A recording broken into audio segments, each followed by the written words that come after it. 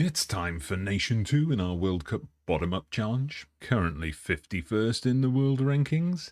It's Saudi Arabia. Now, in case you missed our first attempt with Ghana, and that was a really epic attempt, you should go and check it out. The bottom-up challenge means we start with the lowest ranked teams that have qualified for Qatar 2022 and play through the World Cup until we're eliminated, and then move on to the next team up. So, Saudi Arabia, possibly a tougher challenge than Ghana. No household names in the squad. Indeed, as you can see here, all players taken from the domestic league. In terms of attacking threat, Salem Al-Dawsari will be one of our key players. As an up-and-coming talent and a member of the real-life under-23 Saudi team that recently won the Asian Youth Cup, we have Ayman Yaha. And veteran of the team, but hopefully our midfield dynamo, Salman Al-Faraj.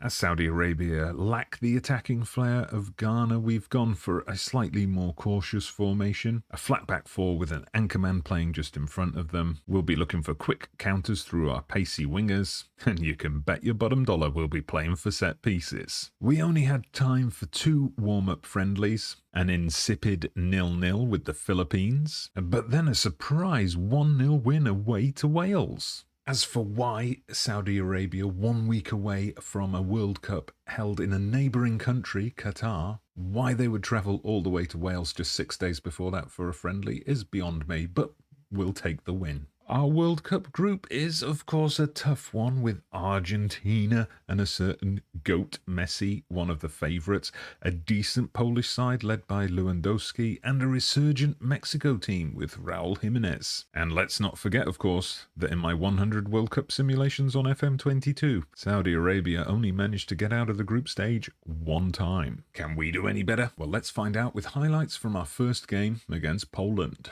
And we couldn't have wished for a better start. Less than 3 minutes on the clock and the ball came out to Yahya on the wing, who drilled in the low cross for Al-Buraikan to slot home. Our bubble would quickly be burst though, as we failed to deal with a high ball from Szczęsny, and moments later Lewandowski does what Lewandowski does and powered the ball past the keeper. Just before half-time it looked like we would carve out another chance, but Poland cleared. Then a nightmare for defender Sharili, who gave the ball away far too easily and left the space open for Szymanski to put Poland into the lead. And that was it. Poland shut up shop in the second half and we lost our opening game. So that made our second match against Mexico vital. We had to win to have any chance of progressing. Ooh, but here's a couple of spanners in the works in Group C. First off, Mexico held Argentina to a goalless draw in the other opening game, and a couple of hours before our match against Mexico, a huge shock as Poland beat Argentina 2-1. That meant Poland were already through and the race for second place was wide open. We got off to a great start, Salem almost giving us the lead inside 5 minutes. And then moments later, the cross came in and Otaif went close with this header. Was fate on our side in this game? It certainly seemed so, as Salem stole the ball on the left,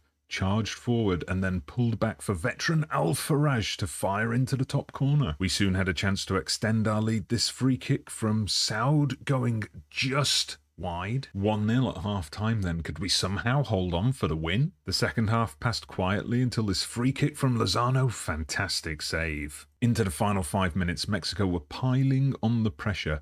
Guardado firing in a cross here for Romo, who just headed wide. Then we got that dreaded stoppage time highlight. Mexico in an advanced position, but wait, a chance for a break with Salem instrumental in the move a couple of times, picking up the ball wide again here before Al-Faraj laid it off for Al-Buraikan to tap it in. What a result! An absolutely vital win. That puts us second in the group with just a game to play.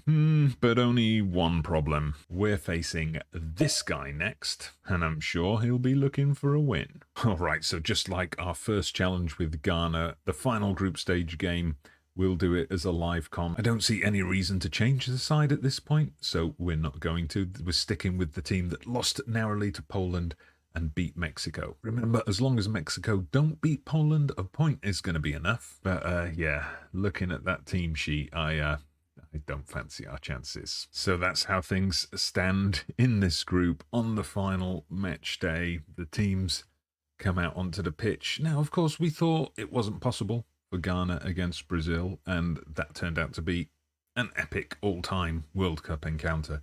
Let's see if we can get the same thing happening here. All right, been a quiet game so far. We've got our first highlight here. Oh, Argentina, they're just so much quicker than us in getting to the ball. But I was going to say we've dealt with it, but we haven't at all.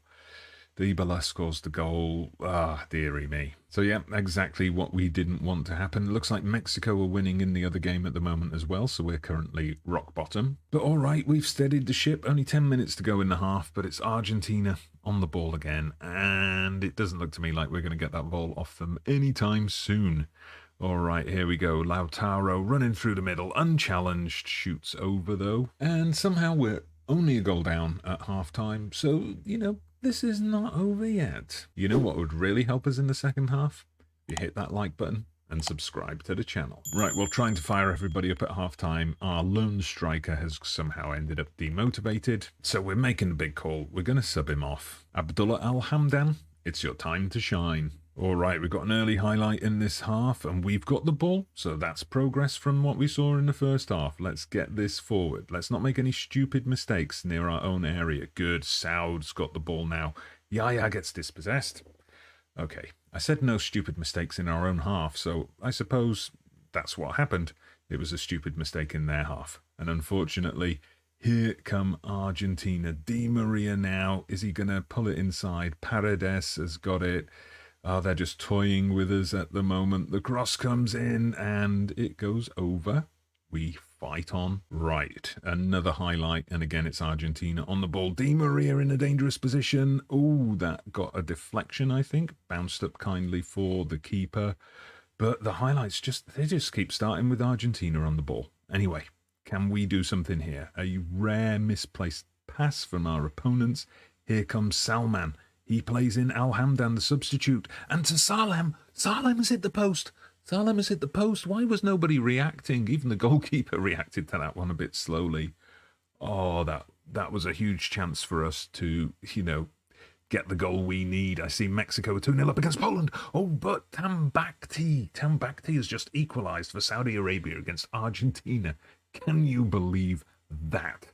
Let's have a look at that one again. Saud whipping in the free kick. Oh, he just rises up for the head of the centre-back, soaring like an eagle. Oh, we didn't even have time to look at the table to see how that's affected things. Oh, hopefully Argentina aren't going to score straight away here. Of course, they know if they don't win, they are out. So they're really going to come at us hard here. But okay, Rodriguez, plays it out to Molina. No, please, come on, please deal with this defence. Deal with this defence, goalkeeper. Good hands from the goalkeeper. So we are second in the group at the moment. Mexico 3-0 up at this point. Wow. I think it goes on goal difference first rather than head-to-head results. So we've got to hope Poland rally somehow, because I don't see us getting a winner against Argentina. We've got to hold on for the 1-1, and we've got to hope that Poland don't concede again, or they can score or something like that. But anyway, this is tense stuff. This would be amazing if we can get out of this group. That might be more of an achievement than getting out of Group H with Ghana, but we don't want to speak too soon. Here's Messi. We haven't seen much of him tonight. He's played the ball back. Paredes shoots. He's over.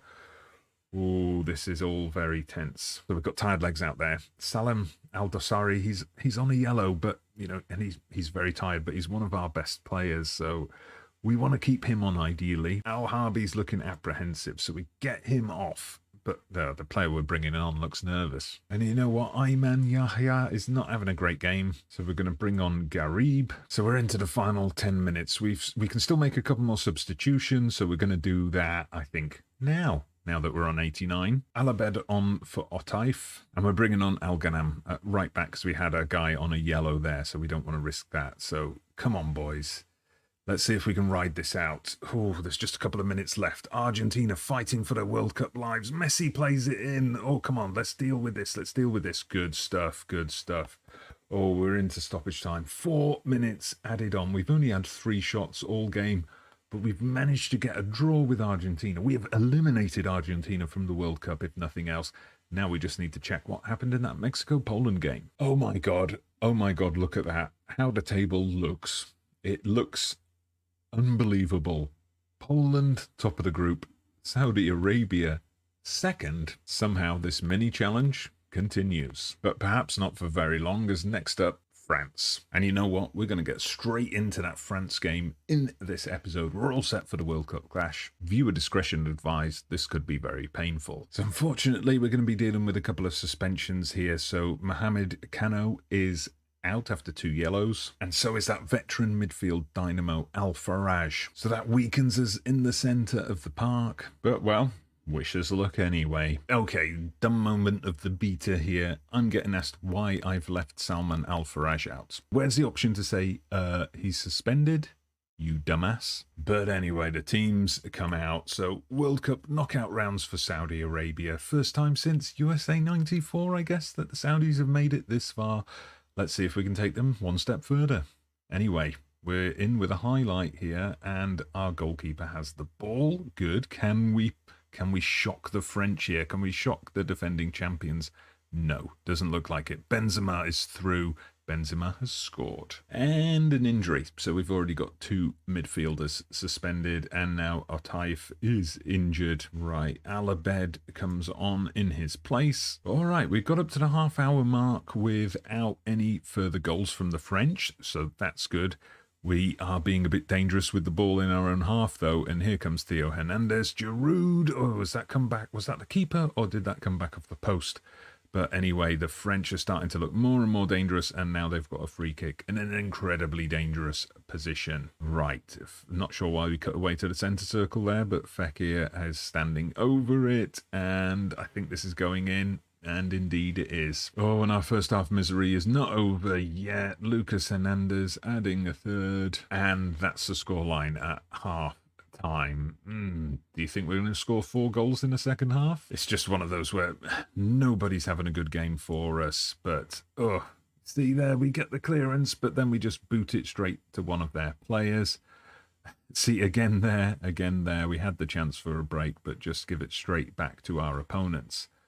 Here comes goal number 4 for France. I'm pretty sure, yeah, indeed, Giroud fires it in. So, okay, the French showed us some mercy. No goal number 5 in the end. They say uninspiring in defeat, but I think we did pretty well to get this far. Then all right, for the second competition in a row, we were knocked out by the eventual winners. And although this says remain, we did improve our world ranking slightly. And also for the second tournament in a row, we are not named as the biggest overachievers. However, we did cause a South American giant to be the biggest underachiever. So that's it for our World Cup challenge with Saudi Arabia. We move on to the next team up in the world rankings, and that one is Qatar. So join me for the next episode to see how we can do with the host nation. Like and subscribe so you don't miss it.